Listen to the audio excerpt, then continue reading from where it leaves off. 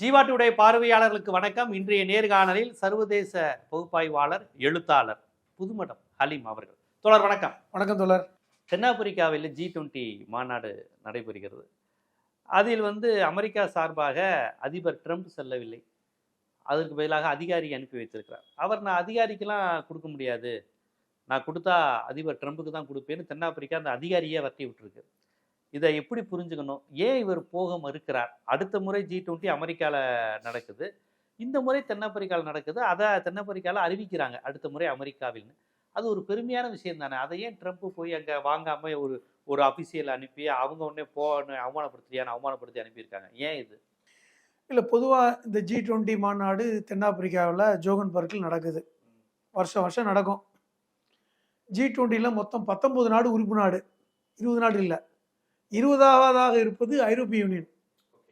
19 நாடுகளும் ஐரோப்பிய யூனியனும் இருக்கும். எல்லாமே பெரிய நாடுகள் தான்.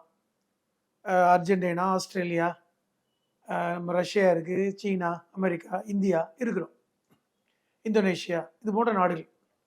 இப்போ வருடம் ஒரு நாட்டில் G20 மாநாடு நடக்கும். இந்த மாநாட்டுடைய நோக்கம் என்னென்னு பார்த்தா, இந்த கான்ஃபரன்ஸோட நோக்கம் என்னென்னு பார்த்தா, உலகத்துடைய காலநிலையை பற்றி பேசுவது, குளோபல் ஹெல்த்தை பற்றி பேசுவது, இந்த மாதிரியான விஷயங்கள் தான் பேசுவாங்க. ஒரு நாள் 2 நாள் நடக்கும். இப்போ நம்ம நேற்று 23ஆம் தேதி இன்னைக்கு சொல்லியிருக்காங்க. நேற்றே நம்மளோட ஜீலாம் போயிட்டார் ஜோகன்பர்க்கு. இப்போ இந்த மாநாட்டில் அமெரிக்க ஜனாதிபதி கலந்துருக்கணும். என்ன பிரச்சனை அப்படின்னா, அடுத்த வருஷம் அமெரிக்க ஜனாதிபதி தான் நடத்துவதற்கான அந்த சார்ஜ் ஆஃப் அஃபேர்ஸ் சொல்லுவாங்க. அதாவது ஹேண்ட் ஓவர் தி அந்த செரிமனி அப்படிங்கிறதுக்கு பேர். இது அந்த மாநாடு முடிஞ்சப்பறம் நடக்கும். கான்ஃபரன்ஸ் முடிஞ்சதுக்கப்புறம் அடுத்த வருஷம் நீ நடத்திக்கப்பா. அப்போ நடத்திக்கிறதுக்கு என்ன கொடுக்கணும்? இந்த வருஷம் யார் நடத்துனாங்களோ அந்த அதிபர் ஒரு சார்ஜ் டி அஃபேர்ஸ்ன்னு சொல்லக்கூடிய அந்த பொறுப்பை கொடுக்கணும். நான் இந்த வருஷம் நடத்திட்டேன், அடுத்த வருஷம் நீ நடத்திக்கோ. இதே ஒரு அதிபர் தான் வாங்குவார். இதுதான் காலங்காலமாக நடந்தது. கடந்த முறை பிரேசிலில் நடக்கும்போது அப்படி தான் நடந்துச்சு. தென்கொரியாவில் நடக்கும்போதெல்லாம் அப்படி தான் நடந்தது. ஆனால் ட்ரம்ப் என்ன சொல்லிட்டாருன்னா, நான் தென்னாப்பிரிக்காவுக்கு வரமாட்டேன், எனக்கு தென்னாப்பிரிக்கா பிடிக்கல. அங்கே தென்னாப்பிரிக்காவில் வெள்ளையர்கள்லாம் பாதிக்கப்பட்டிருக்காங்க. அங்கே ஏற்கனவே வசதியாக இருந்தவங்க, நிலக்கிளாராக இருந்தாங்க, விவசாய நிலங்கள்லாம் இன்னைக்கு அவங்க பிடுங்கிட்டாங்க. அங்க ஒரு இனவாதம் பேசக்கூடிய கருப்பர்கள் தானே, கருப்பர்கள் தானே வெள்ளையர்கள் பிடுங்கினாங்க தானே உலக வரலாறு. அது இந்த உலக வரலாற்றை மாற்றி பேசுறது தானே ட்ரம்ப் மாதிரி ஆளுக்க. அங்கே எவ்வளோ கஷ்டப்பட்டாங்க. மகாத்மா காந்தி தென்னாப்பிரிக்காவில் இருக்கும்போதெல்லாம் அந்த வரலாற்றையெல்லாம் அவர் பேசியிருக்கார். அந்த அந்த அந்த அந்த கருப்பர்கள் எவ்வளவு அடிமைப்பட்டு கிடக்குறாங்க, இந்தியாவில் மாதிரியும் அங்கேயும் அடிமைப்பட்டிருக்காங்கன்னு சொல்லப்போனால் இந்திய சுதந்திரத்துடைய அந்த ஆர்வம் கூட அங்கே இருக்கின்ற சூழலை பார்த்து தானே அவருக்கு வந்தது. அப்போ நெல்சன் மண்டேலா போன்றவர்களெல்லாம் நடத்திய போராட்டம், அவர் இத்தனை வருஷம் சிறையில் இருந்தார், அதுக்கப்புறம் கிடைச்ச அந்த சுதந்திரம். ஆனால் இவர் என்ன சொல்கிறாருன்னா, அங்கே சவுத் ஆப்பிரிக்காவில் ஜோகன்பர்க்கில் போன்ற இடங்களெல்லாம் வெள்ளையர்கள் பாதிக்கப்படுறாங்க, அவங்க விவசாய நிலத்தெல்லாம் பிடுங்கிட்டாங்க, அவர்களுக்கு உரிமை இல்லை, அங்கே ஒரு இனவாதம் நடந்து கொண்டு இருக்கிறது, இதெல்லாம் உலகம் கேட்கக்கூடாதா? கருப்பாக இருக்கவங்களுக்கு பிரச்சனைனா தான் உலகம் கேட்குமா அப்படின்லாம் பேசினார். சரி, பேசுகிறாரு. ஆனால் அந்த மாதிரி கேட்குறாரு. அவங்களுக்கு பிரச்சனைனா நீங்கள் பேச மாட்டீங்களா? வெள்ளையா இருக்கவங்க மனுஷங்க இல்லையா? இப்படி. அப்போ அதனால நான் தென்னாப்பிரிக்காவுக்கு வரமாட்டேன் அப்படின்னு. ரெண்டாவது, தென்னாப்பிரிக்காவுடைய அதிபராக இருக்கின்ற சிரில் ராமபோசா, அவர் ஒரு கருப்பின அதிபர் தான். அவர் ட்ரம்பை பற்றி எப்பொழுதுமே அப்பப்போ கருத்துக்களை சொல்லுவார், அமெரிக்காவை பற்றி எதிர்த்து பேசுவார். உங்களுக்கு நான் இன்னும் கூட ஞாபகப்படுத்துகிறேன், இந்த இஸ்ரேலை பற்றி சர்வதேச நீதிமன்றத்தில் வழக்கு தொடர்ந்ததே தென்னாப்பிரிக்கா தான். அவங்கள சர்வதேச நீதிமன்றம் கூட கைது பண்ண வாரண்ட் கொடுத்தாங்க தெரியுமா? நெத்தனியாவுக்கு வாரண்ட் கொடுத்தாங்க.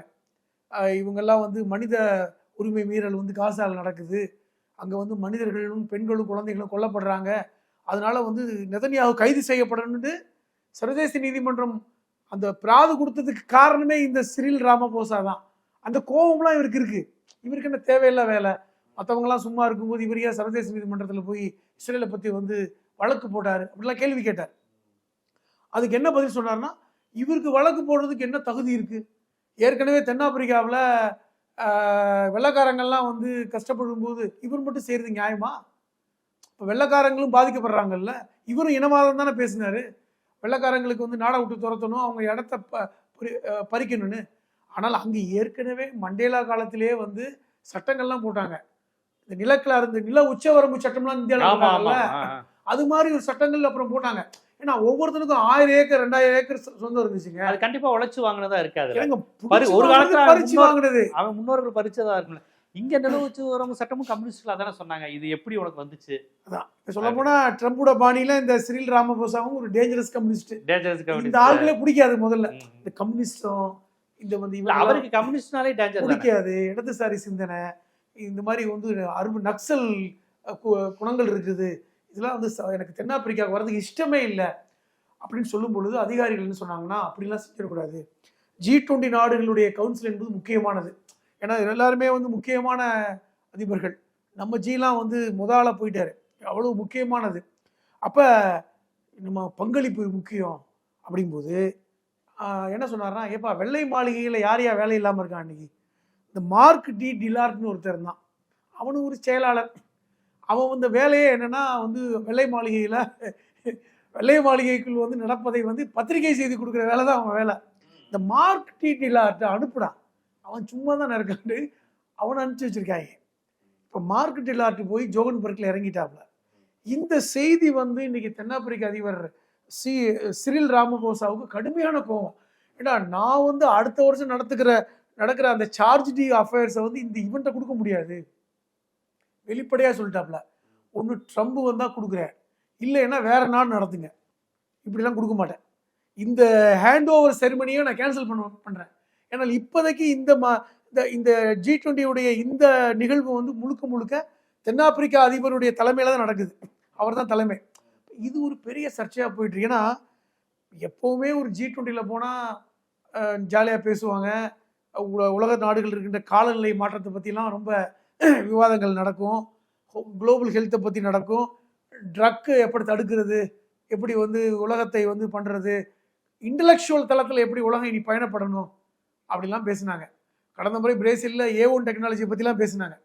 ஆனால் இன்னைக்கு முழுக்க ட்ரம்ப் வராத பற்றியும், இப்போ இப்படி ஹேண்ட் ஓவர் பண்ணலைன்னா பிரச்சனையாகுமே, G20 உடஞ்சிடுமே, இது எல்லாத்தையும் விட இன்னொரு கூத்து தெரியுமா? இந்த நிகழ்வு இப்படி இவற்றை ஹேண்ட் ஓவர் பண்ணாதீங்கன்னு சொன்னது சீனா அதிபர் அப்படிங்கிற பேச்சு பேசுறாங்க. சீனா தான் சொன்னாராமா? சீனா அதிபர் போகல. ஏற்கனவே என்ன பாக்குறதுக்கே நான் 6 நாள் காக்க வச்சேன்ல, நீ எப்படி வந்து இந்த மார்க் டிலார்ட்ட வந்து கொடுக்க முடியும்? கொடுக்காத. ஏன்னா சொல்லியிருக்காரு, தென்னாப்பிரிக்காவும் சீனாவும் நெருங்கிய நட்பு நாடு, நல்லா புரிஞ்சுக்குங்க. அதனாலேயே வந்து நம்ம சொல்லி கொடுத்துருவோம்னு சொல்லிடக்கூடாதுங்கிறதுக்காக சீனா அதிபர் ஜின்பிங் போகவே இல்லை. இப்ப இந்த நடக்கிற G20 மாநாடுக்கு சீனா அதிபர் போகல. நாளைக்கு வந்துச்சுனேப்பா, நான் கூட போகலையப்பா, நானே போகல, இல்ல தலையிடல. ஆனா நாளைக்கு பாத்தீங்களா, சீனா சொல்லிதான் அவர் இப்படி பண்ணிருக்காருன்னா வரும்ல, நானே போலப்பா, நீ என்னப்பா அந்தக்கா போகல. இப்ப வந்து என்னன்னா, இப்ப ட்ரம்புக்கு வந்து ஒரு பெரிய சங்கடத்தை ஏற்படுத்தி இருக்கிறது இந்த நிகழ்வு.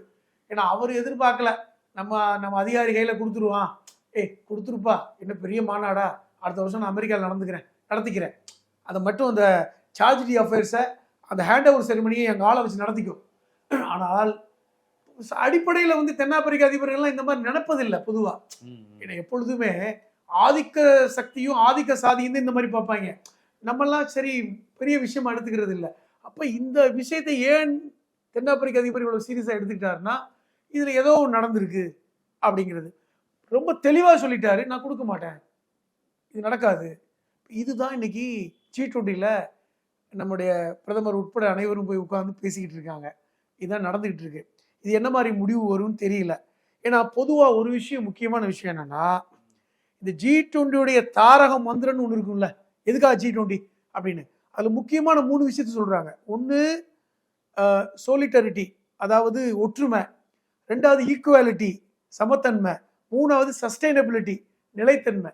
இந்த 3 தானே G20 அந்த கோர் இது. அப்ப இந்த ஒற்றுமை, சமத்துவம், நிலைத்தன்மை. அப்போ அப்படி இருக்கும்போது எப்படி ட்ரம்ப் எப்படி நடந்துக்கிறது? நீ பெரிய, ஏன்னா G20 மாநாட்டில் நீ பெரிய ஆளு, அர்ஜென்டினா அதிபரா அவங்க கொஞ்சம் கம்மி, ஆஸ்திரேலியா அதிபரா இவங்க கொஞ்சம் வசதியும் நாங்கள் பார்க்கறது இல்லை.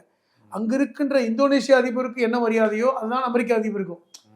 ஏன்னா முக்கியமா இந்த சமத்தன்மையை ட்ரம்பால ஏத்துக்க முடியல. எப்பவுமே அப்படித்தானேங்க. போனா தனி இது கிடைக்கும். நம்மளும் போய் 20 பேரோட ஒரு ஆளா உட்கார்ந்து இருக்கணும். நமக்குன்னு முக்கியம் கொடுக்க மாட்டாங்க. தலைமை யாருன்னா இந்த சிறில் ராமபோசா, அந்த ஆள் தான் தலைமை ஸ்பீச் கொடுப்பான். இதை நம்ம கேட்கணும், வேற வழி இல்லாம கேட்கணும். ஏற்கனவே தென்னாப்பிரிக்காவில் பிரச்சனை இருக்குன்னு நம்ம சொல்லிக்கிட்டு இருக்கோம். இதெல்லாம் தாண்டி போய் உட்கார்றதுக்கு ட்ரம்புக்கு மனம் இல்லை. இது தாங்க முடியல. அதை கேவலப்படுத்த பார்த்துக்கு தான் அந்த அதிகாரி அனுப்பிச்சது. இப்போ இன்னைக்கு கேவலப்பட்டு நிற்கிறாரு ட்ரம்ப். அமெரிக்காவோட நிலம் மோசமா இருக்கு. இப்போ என்ன கொண்டு வர்றாங்கன்னா, இப்படிப்பட்ட ஒரு சூழல் எதுக்கு அமெரிக்காவை G20 கொண்டு வரீங்க? இப்படி ஆள்லாம் இருக்கிறத வச்சுக்க எப்படிங்க?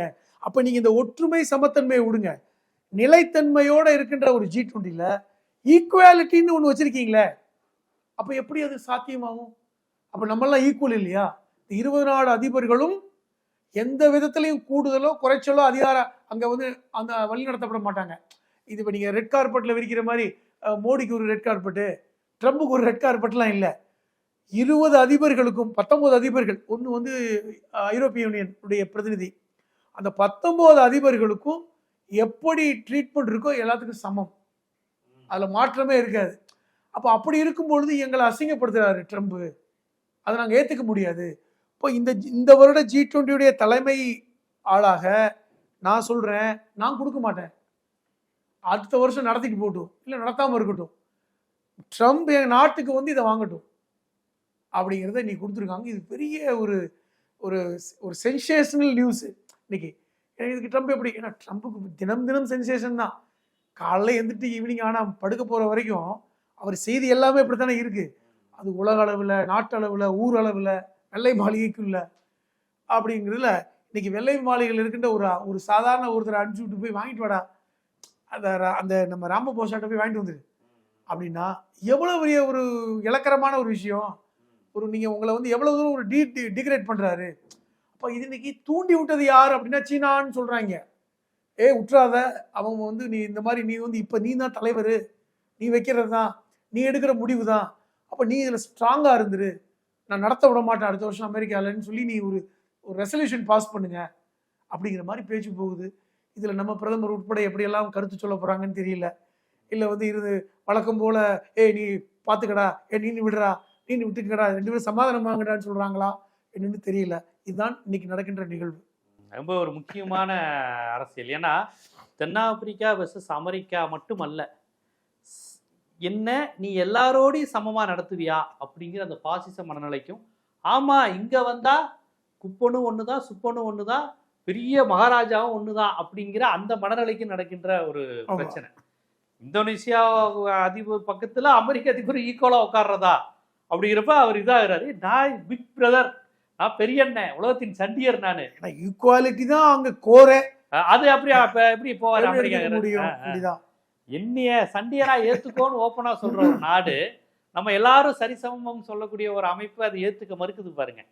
போ நீ வேணா போய் வாங்கிட்டு வா அப்படின்னு யாரையும் அனுப்புறது. வேலை பார்க்குற ஒருத்தர் அனுப்பிச்சு விட்டு வாங்கிட்டு வர்ற மாதிரி தான். அதெல்லாம் வர முடியாது.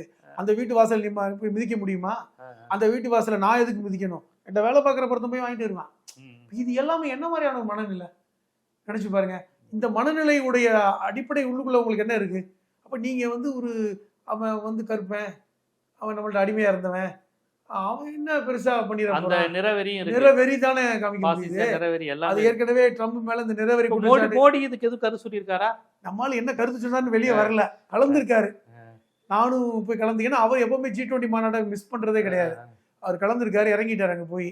அதனால அவர் என்ன நடக்குதுன்னு வேணா சொல்லலாம், அல்லது கருத்து சொல்லாமலும் வரலாம். ஏன்னா தென்னாப்பிரிக்காவும் நண்பன், அமெரிக்காவும் நண்பன், மோடிக்கு எல்லாருமே நண்பர்கள் தான். அதனால சவுதி தானே மோடிக்கு ரொம்ப நெருங்கிய நண்பர். சவுதி, கத்தாரு யாரையுமே விடக்கூடாது இல்லைங்க. ஆப்கான் தாலிபானுங்க எல்லாம் மோடிக்கு அவ்வளவு நெருக்கமா இருக்காங்க. யாரையும் ஏன் போச்சுக்கணும்? வச்சுக்க வேண்டாம், எல்லாரையும் நம்ம கைக்குள்ள வச்சுக்கிடுவோம் அப்படிதானே. நான் அங்க போய் ஒரு வார்த்தை பீகார்ல பேசுனேன்னா அது தமிழ்நாட்டுல பேசுவானா? அது வேற, அங்க வேற பேசுவேன். இதுதான் அவருடைய ஸ்டாண்டர்டு. ஆனா அங்க இப்ப ட்ரம்புக்கு என்ன பதில் பேச முடியாது, இந்த சிறில் ராமபோசாவுக்கு சார்பாகவும் பேச முடியாது. விடுங்கப்பா, சண்டையை விடுங்கப்பா அப்படின்னு வேணா பேசலாம், அவ்வளவுதான்.